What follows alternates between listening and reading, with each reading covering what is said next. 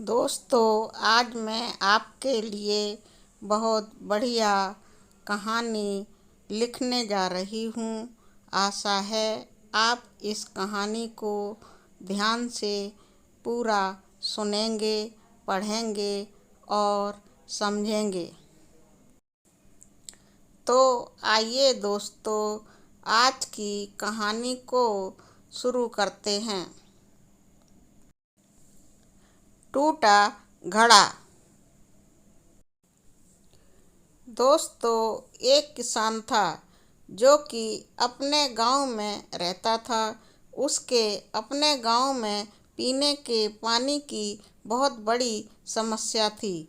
इसलिए वह अपने गांव के पास पीने के पानी के लिए झरनों को खोजता रहता था। एक दिन उस किसान को अपने गांव के आसपास कुछ झरने नजर आए।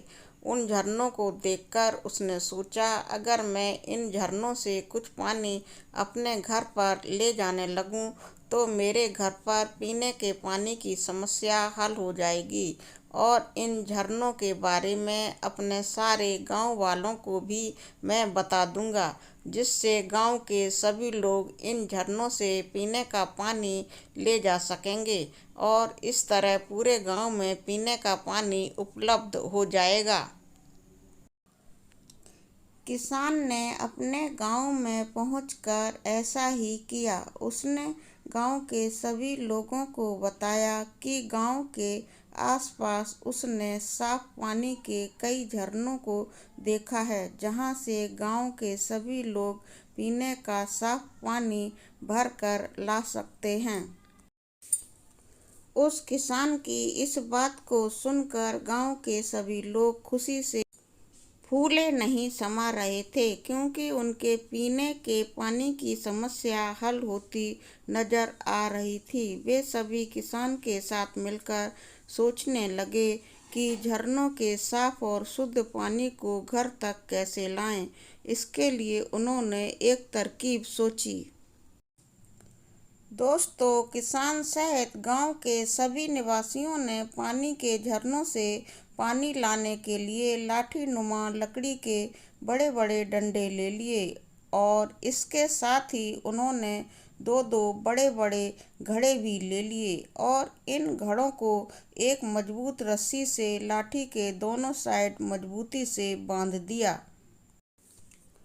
और अब गांव के सभी लोग झरनों की तरफ अपने अपने खाली घड़ों को लेकर गए और वहां से शुद्ध साफ पानी घड़ों में भरकर अपने अपने कंधों पर लाठी रखकर घर की तरफ को चल दिए।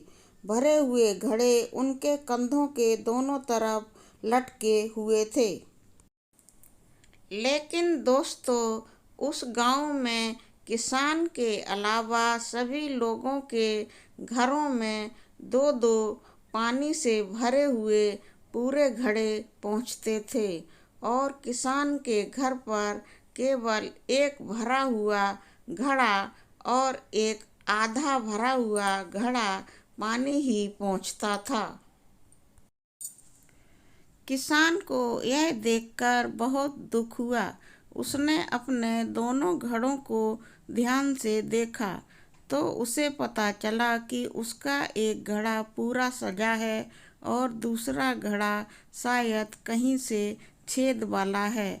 लेकिन किसान ने छेद वाले घड़े को बदला नहीं और यह किसान रोजाना गांव वालों के साथ जाकर पहले की तरह ही अपने दोनों घड़ों में पानी भरकर लेकर आता रहा। लेकिन यह क्या, उसके सजे वाले घड़े को अपने आप में घमंड होने लगा और वह ऐसा सोचने लगा कि मैं तो पूरा पानी अपने आप में भरकर किसान के घर पहुंचाता हूँ। और ऐसी सोच रखने वाला घड़ा अपने घमंड में कुछ ज़्यादा ही चूर रहने लगा। दूसरी तरफ फूटा यानी छेद वाला घड़ा बहुत ज़्यादा शर्मिंदा था। वह अपनी कमी को अक्सर कोसता रहता था। कि वह आधा पानी ही किसान के घर पर पहुंचा पाता है। वह आत्मग्लानि से ग्रसित था। फूटा घड़ा यह सब सोचकर बहुत परेशान रहने लगा और एक दिन उससे रहा ना गया, इसलिए उसने किसान से कहा कि मैं खुद पर बहुत शर्मिंदा हूँ और आपसे माफ़ी मांगना चाहता हूँ। किसान ने कहा, क्यों? तुम किस बात से शर्मिंदा हो?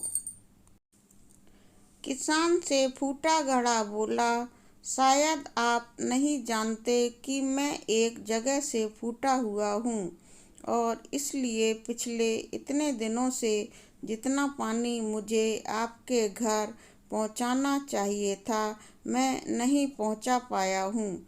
बस उसका आधा पानी ही पहुँचा पाया हूँ।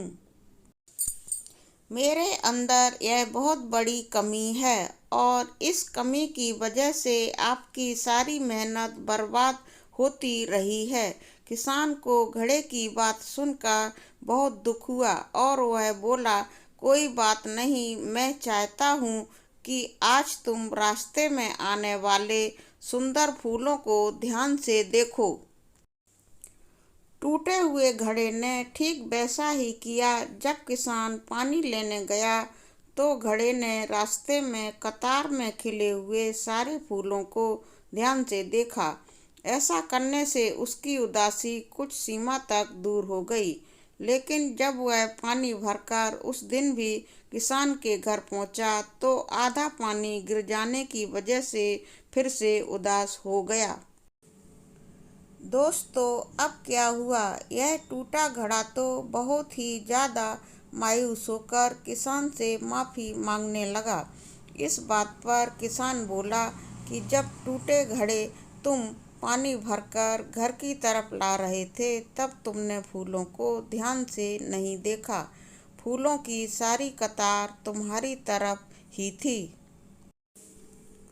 सारे के सारे फूल तुम्हारी तरफ ही थे। सजे घड़े की तरफ कोई भी फूलों की कतार नहीं थी और ऐसा इसलिए हुआ क्योंकि मैं तुम्हारे अंदर की कमी को हमेशा से जानता था और इसीलिए मैंने तुम्हारी इस कमी का फ़ायदा उठाया।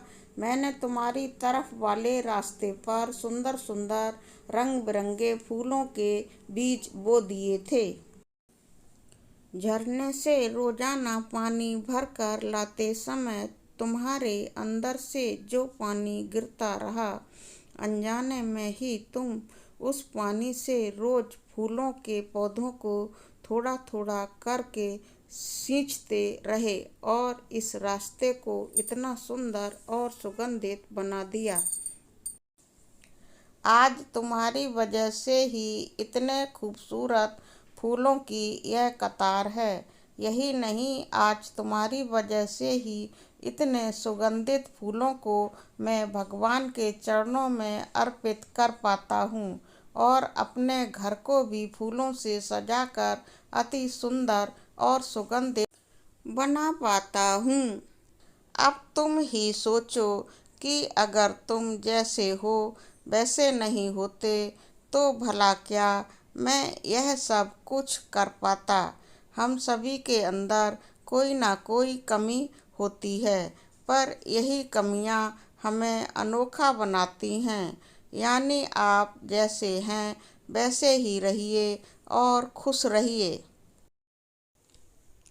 दोस्तों, यह कहानी टूटा घड़ा को सुनकर हमें यह सीख मिलती है कि हम सभी को भी किसान की तरह से हर किसी को वैसा ही स्वीकारना चाहिए जैसा कि वह है। हमेशा हर एक की अच्छाई पर ध्यान देना चाहिए।